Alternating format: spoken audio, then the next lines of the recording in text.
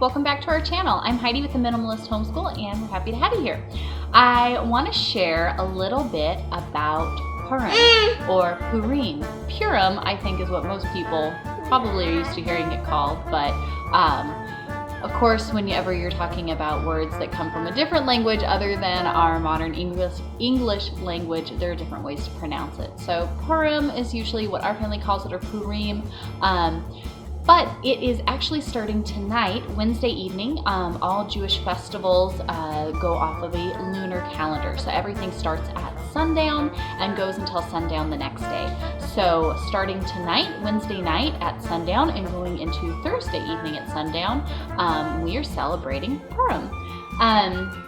This video will probably go up Friday, so it'll go up kind of after the ship has already sailed. But I wanted to still go ahead and share it with you guys because I think it's worthwhile just to note. So anyways, let's see, if you're not familiar with Purim, it is the book of Esther, right? That's where you go to learn about that. The book of Esther tells the story of this Jewish girl who ends up marrying the king, but the king does not know that she is Jewish. Her identity is kept a secret. It is also valuable to note that this story, this book here in the Bible, is only one of two books of the Bible that doesn't actually upfront mention God. God's name is not mentioned. Everything is very much kept kind of a secretive, behind the scenes working type of a thing. Can you turn that down just a little bit, please? It's on the sound bar. It's on the sound bar. And so she comes in, and her uncle Mordecai is an advisor to the king, and there is this man Haman, who is the bad guy of the story, and he wants to annihilate the Jews, right? We really see Satan at work, almost a Hitler type figure, where his whole plan is to completely annihilate all of the Jewish people. Well, Esther's uncle Mordecai gets wind of what's going on, and they go to Esther. We have to do something, right? These are our people, the Jewish people, which again, the king doesn't know that she's Jewish. And so she gets the king to come over and to sit down. They have Haman over for dinner, and they're having this dinner party, and it comes out. I'm trying to think with the puppies behind me going nuts, and it's hard to focus. It's okay, honey. It's okay. They're just playing. I know. Oh, the joys of a puppy in the house. But in it, she goes, he's trying to kill all of my people, and it comes out that she is Jewish. And so the king decrees that the Jewish people can most certainly fight back, and they fight back. God comes in. He moves, again, behind the scenes in great ways and saves all of the Jewish people.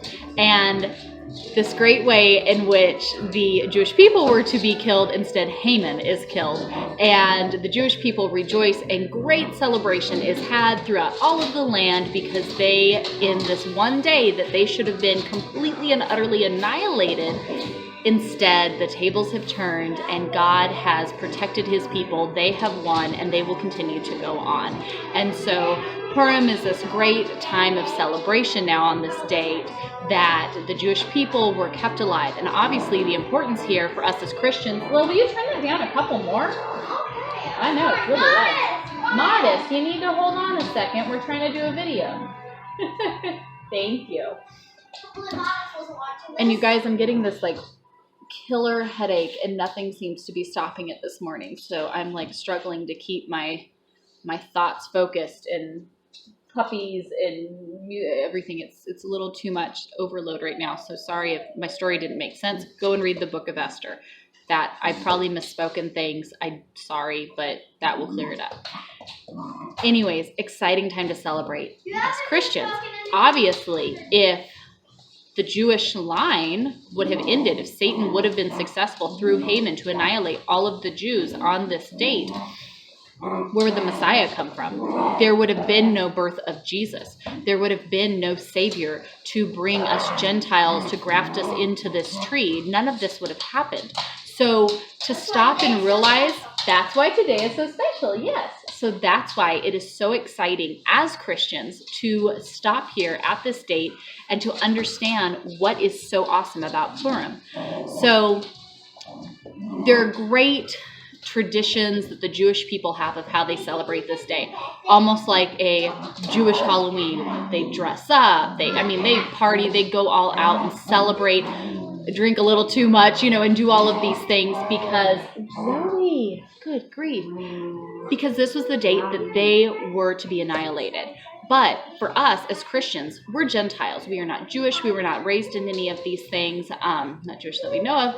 But because we have accepted Christ and we follow him, we have been grafted in to this tree, grafted in as children of God, right?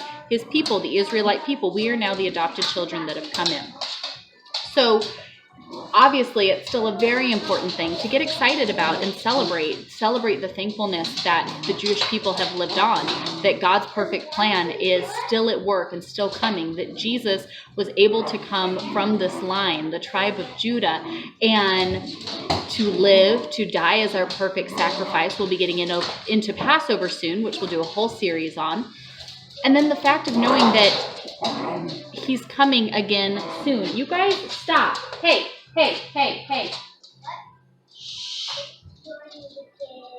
Two are so rambunctious. Very, very exciting. You guys, it's like real life over here. I'm sorry if we're not very fancy, but Zoe, stop eating his legs. So we are very excited to celebrate Purim. Very excited to just really stop and talk with one another and remember the importance of how special it is that the Jewish people have been preserved. I mean, you look around throughout history, somebody asked, what is the single greatest thing that make you believe that the Bible is real? And they said the Israel people, the Israelites, the Jews. The fact that they still exist throughout all of this, from the beginning of time to now, this little itsy bitsy nation still stands and still continues to grow and to prosper. And it is so amazing to be grafted in to the Hebrew people, to be grafted in to their God and everything that he is now ours and everything that means is just so much. And so, for us, starting this evening, we are going to celebrate with some fun, different ways. Some things that we do to celebrate Purim. We read the book of Esther. That's a big one. Read the whole book. Or even if you have like your Bible app and you want to go ahead and just play the book of Esther while everybody's sitting around and listening to it. That's a big one. Most people, whenever they talk about Mordecai, which is Esther's uncle, who is kind of, plays with Esther, part of the hero in the story, people will cheer and go, yay, Mordecai. Whenever Haman is mentioned, you and the kids can boo, he's the bad guy. People will do that. We listen to the story of Esther, and then we also on PureFlix, or I think it's even on Amazon, is a movie that PureFlix did on Esther. It's only on PureFlix. Is it only on PureFlix? It might be. I think it was on Amazon though too. You can check, and maybe I'll check and link it down below. But the story of Esther, it's a great movie. They did a great job. Our kids love watching it. Lily will watch it frequently, actually, throughout the whole year. But we'll watch the movie of Esther tonight, and then something that you've probably seen. Let me set my tea down, are these little like triangular shaped cookies.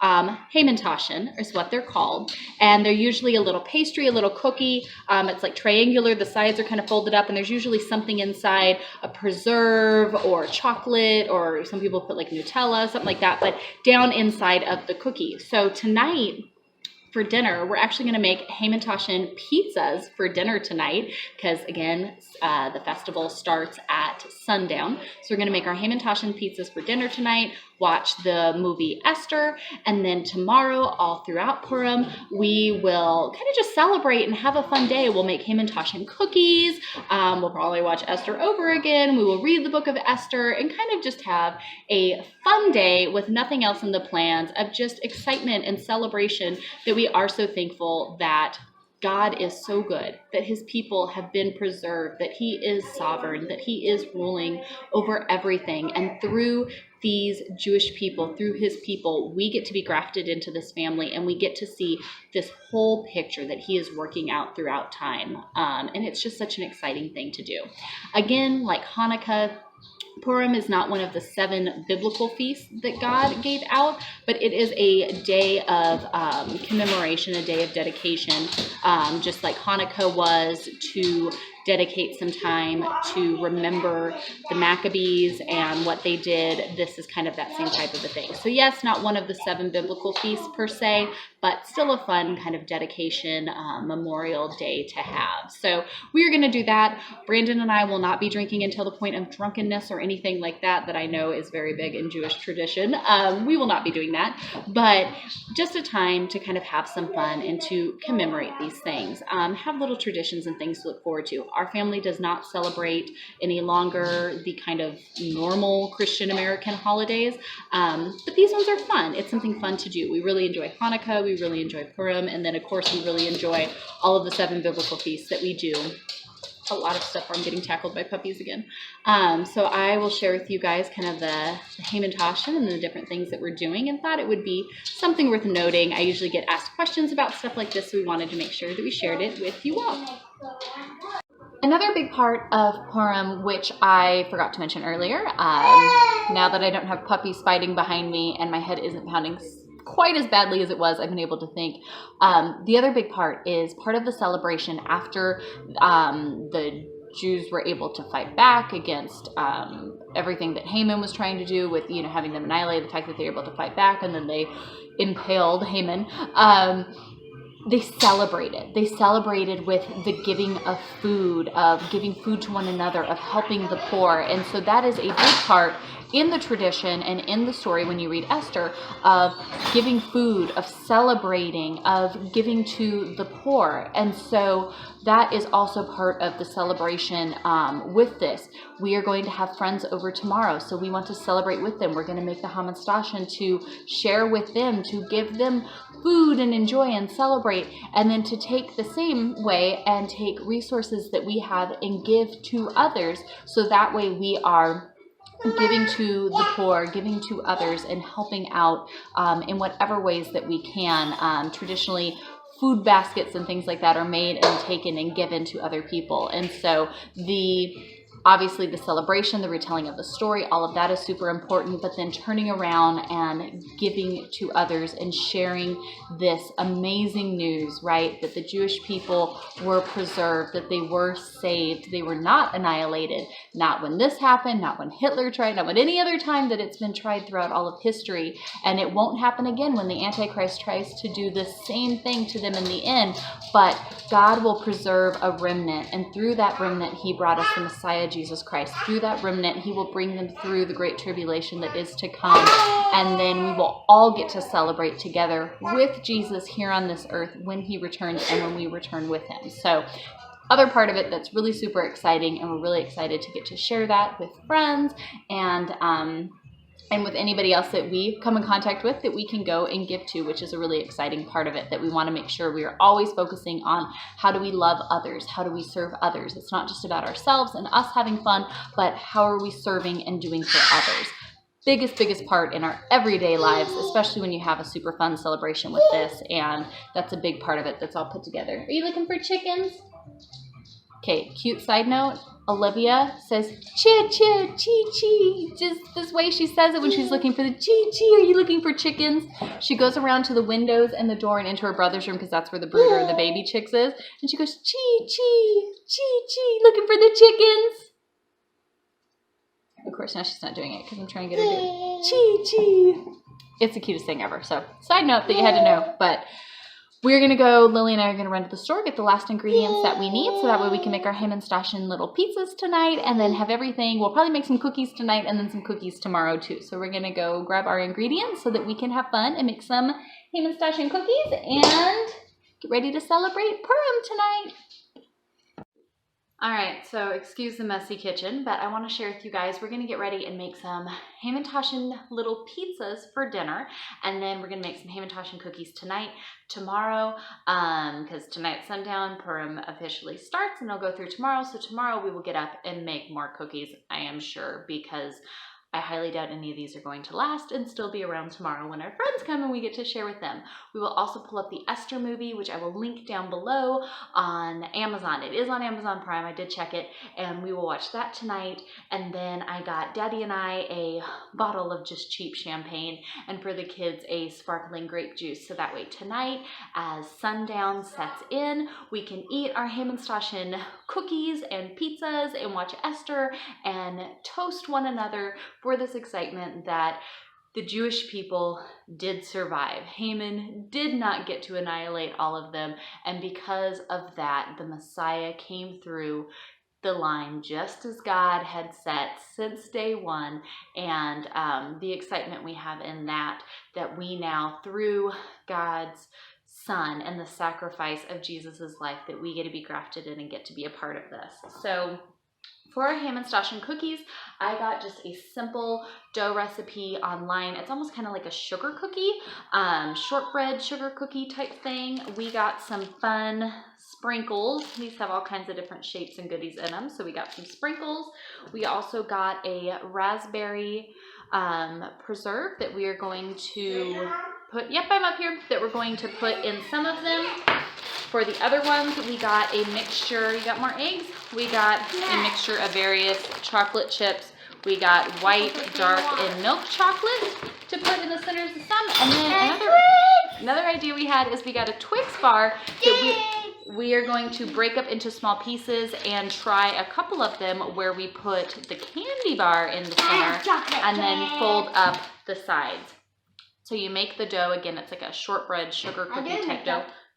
We're going to make the dough, and then you roll it out, and look what you're doing.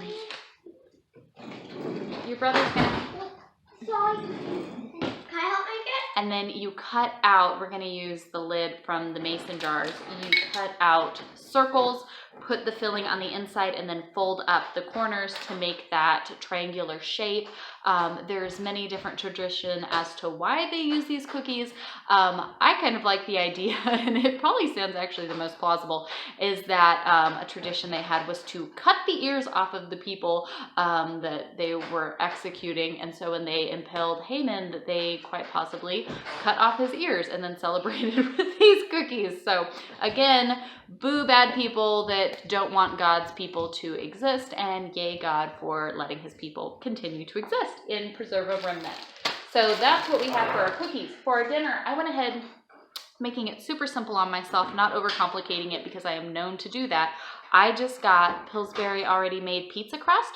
We're gonna roll this out, do the same thing where we just cut out little circles of dough, and then the kids will get to make their own. We will put some sauce in the center, some mozzarella cheese. I even was easy, got the pre-shredded cheese, which I usually don't do, and some little pepperonis that we will go ahead and put into our little Hamantaschen. Did you bring the dog in? Did you bring the puppy in? No. You better go do that before she eats our chicken. Did you? Put the toppings in the thing, fold up the corners, and then bake them to make our little Hamantaschen cookies, which we are really excited about. Or not cookies, pizzas. Quiet, quiet. And then at sundown, I got the kids this sparkling rosé, and Daddy and I just a Prosecco, so that way we can toast and cheer to Purim. Is that everything we're going to do? That's what we're going to do tonight. So that's what I'm going to share. I will link the recipes and stuff that we are using down below, but I'm going to go ahead and get started rolling out the pizza so we can get some dinner going in the oven because we are all starving, and then we'll get some cookies going as well, so that way we can enjoy ringing in Purim here tonight.